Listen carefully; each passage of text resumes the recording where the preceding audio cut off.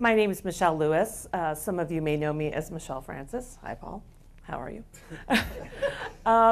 I love that Grace said, you know, if you could describe one word and there's a memory and moment. I have two words to describe as Judy. I've known Stacy. I always tell people I've known Stacy since I was 5. And both Bob and Judy would say, no, 3.5. So I don't want any of you to do the math, but it's been a very, very long time that I've known Stacy. But the two words that I would say that I think of when I think of Judy is I feel fortunate that I knew her, and I feel that she accepted all of us for who we were. Because as Stacy mentioned, some of us sitting at the table, all of us that went to school with Stacy, Jorge, John, Paul, Sally, Renee, Kristen, and I, all said we had a memory of Judy accepting us, like finding out that we did something wrong, looking us in the face, or calling us on the phone and calling us out, and you're like, oh, damn it, she busted me. But she wouldn't always call you out overtly and say exactly what you did. She would kind of hear a conversation or catch Stacy and I don't know, burning our bangs off with a burner when you're trying to smoke clove cigarettes or something like that. Sorry, I'm revealing a story, but ultimately at the end of the day, that was not the worst thing that we did, but she wouldn't just come out and scold us. She would ask us if that was a really good choice and make us decide for ourselves that that was not a good choice.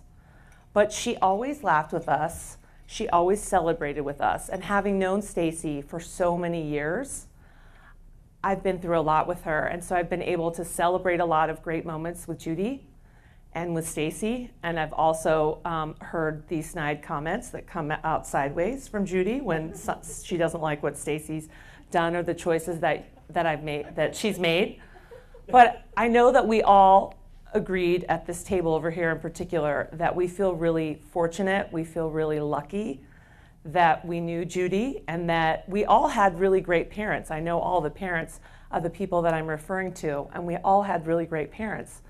But we also got to have another really great parent, which was your mom, because as teenage girls, as teenage boys, you know, there were times when we didn't want to listen to what our parents said, and Judy was there a lot of times to offer us either that harsh criticism that we didn't really want to hear, or to be really supportive to us when we were having a difficult time.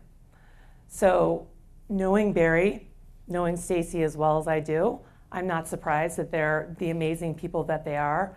And again, I feel really fortunate that I got to know Judy so well, and that I still get to be a part of Barry and Stacy's lives, and that also I feel truly accepted by any of the things that I did in my life that Judy was a part of. And so I'm so glad that there are so many people that get to remember her in the way that we all did, and I feel really lucky to know Judy and to remember her and to be forever grateful and accepted for who I was when I was with her. So thank you, Stacy and Barry. Thank you. That was awesome. Thank you so much. Thanks. That was great. Okay, so I'm abusing my role here, but I can't not tell a very, very short story that Michelle just made me think of. That aspect of my mom that we all got to know in our late teens and early 20s. I remember when I was in college and I was home for the summer, she and her then husband, Mike, went on an 11-day trip, which to me meant 10 days of parties in that house in Sandia Heights. And the 11th day was reserved for cleaning it up because we were on a mission that it was going to be meticulous. There would be no sign that we had completely trashed the place for 10 previous days. So, I mean, we really did a flawless job. I picked him up I picked her up from the airport, took him back, they were unpacking. She comes out of the kitchen, Barry, you had parties while I was gone. And I sat there frozen. I thought, okay, let's do a little decision matrix here. You know, either she knows or she doesn't know, or it's true or it wasn't true. But every single outcome, if I deny it, I come out better than if I admit it. Because if I admit it, I'm busted no matter what. And in that one remote chance that, in fact, she didn't know, but she's bluffing to get me to do a confession, I got to pretend that that's what it is, because that's my only way of getting out of it. So I go, Mom, I do not appreciate this one bit.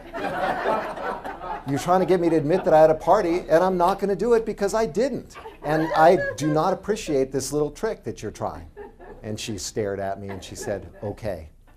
And she started to walk away, and I thought, man, that was big. That's a milestone in my life.